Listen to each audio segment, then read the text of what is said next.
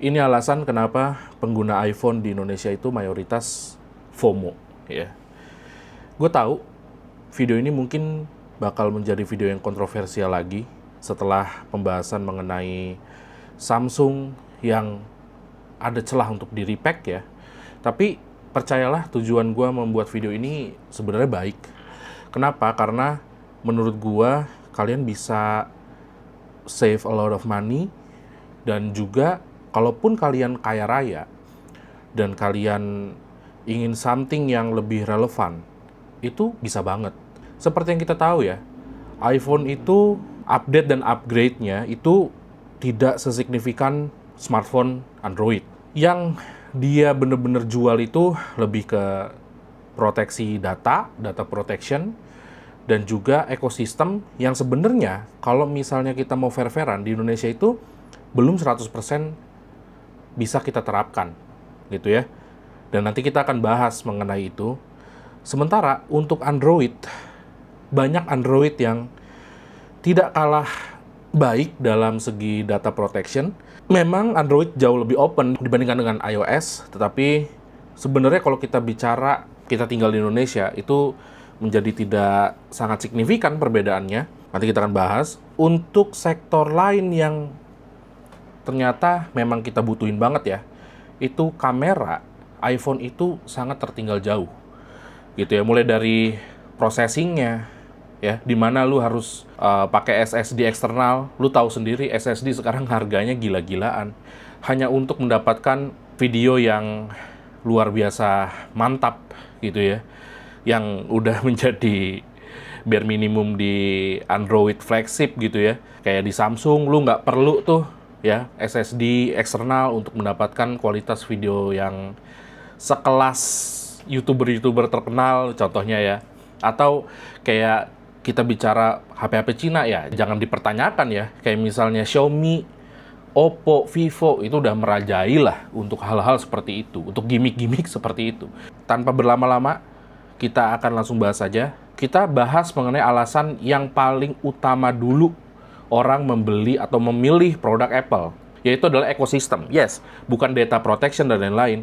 Karena mungkin ya, gue sadar betul bahwa Indonesia tuh ya penduduknya udah pada sadar, udah pada aware ya kalau data mereka itu ya tahu sendiri gitu kan. Jadi sebenarnya sih kalau misalnya yang diunggulin Apple tuh adalah number one, itu adalah data protection, menurut gua nggak relevan di Indonesia, gitu ya. Kita rebahan aja data kita bisa dicolong, guys.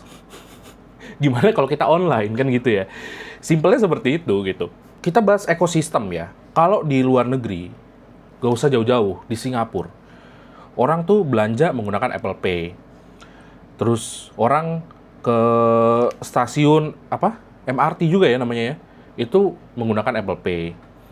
Terus mereka berkomunikasi menggunakan FaceTime, menggunakan iMessage. Sekarang gue mau tanya nih, gue mau tahu juga, mau tanya ke kalian, berapa persen orang Indonesia yang menggunakan, gak usah Apple Pay dulu. Kalau Apple Pay gue yakin jarang sekali, karena di sini ya jarang ya yang bisa Apple Pay itu, jarang gitu.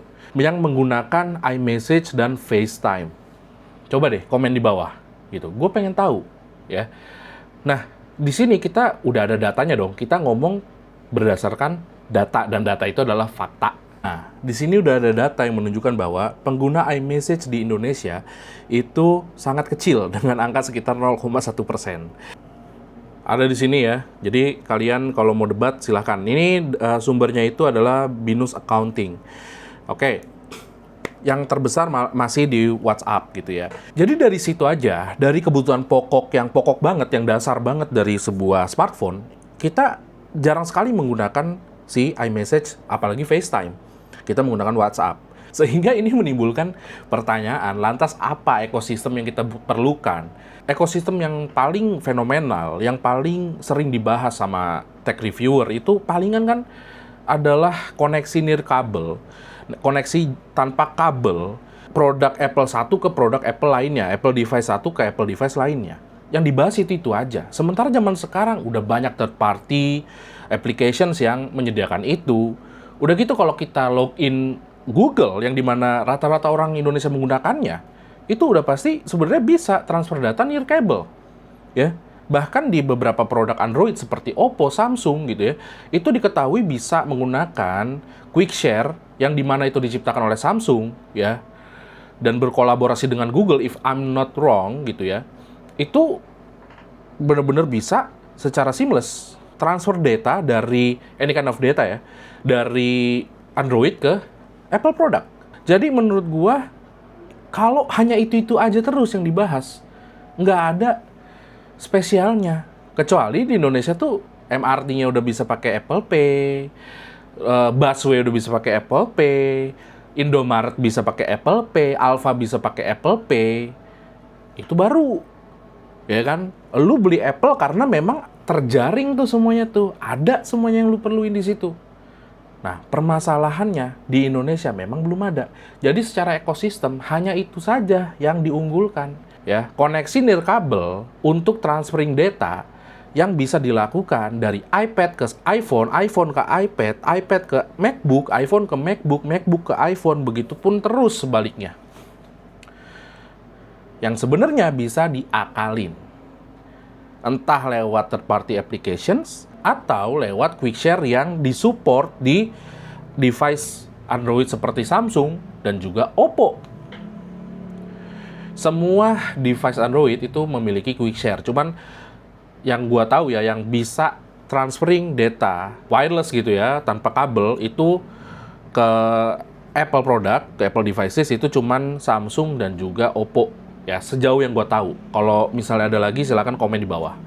Jadi maksud gua bukan nggak mungkin nantinya ke depannya semua Android devices bisa transferring ke Apple devices tanpa perlu kabel. Karena ini udah 2026, kalau cuman itu doang sih ya gampang, mudah gitu loh. Ya gue akuin memang misalnya lu pakai iPhone dan juga iPad gitu ya, seperti yang gue pernah pakai gitu ya, itu memang ketika lu misalnya copy nih teks di iPhone, lu paste ya, paste di iPad atau MacBook gitu ya, yang sama akunnya, akun Apple-nya, Apple ID-nya, itu bisa langsung ke paste, ke paste di MacBook atau iPad. Begitupun sebaliknya. Memang itu suatu hal yang oke juga tuh. Karena beberapa kali gue melakukan itu juga, dan itu diperlukan juga. Tapi nggak menutup kemungkinan hal simple seperti itu ya bisa direplikasi. Dan ada cara mengakalinya. Yang sebenarnya sih nggak ini banget ya. Sebenarnya itu cuman ya kesimpelan itu doang yang dijual. Cuman ya selebihnya sih ya biasa aja. Apakah iPhone, iPad, dan juga MacBook masih layak dibeli? Ini gue akan breakdown satu-satu. Sebenarnya untuk iPad dan juga MacBook sangat layak dibeli. Karena iPad dan juga MacBook itu adalah alat penunjang. Kita mau nggak mau di era digital ini, untuk kebutuhan sosmed, kebutuhan chatting, kebutuhan bertukar pesan, telepon, itu menjadi kebutuhan pokok manusia saat ini, di era digital ini. Tapi kalau misalnya kebutuhan untuk membuat PowerPoint, desain, editing, itu kan menjadi kebutuhan yang tidak pokok. Masih ada alternatifnya, gitu. Apalagi sekarang AI bisa kita suruh untuk melakukan hal itu.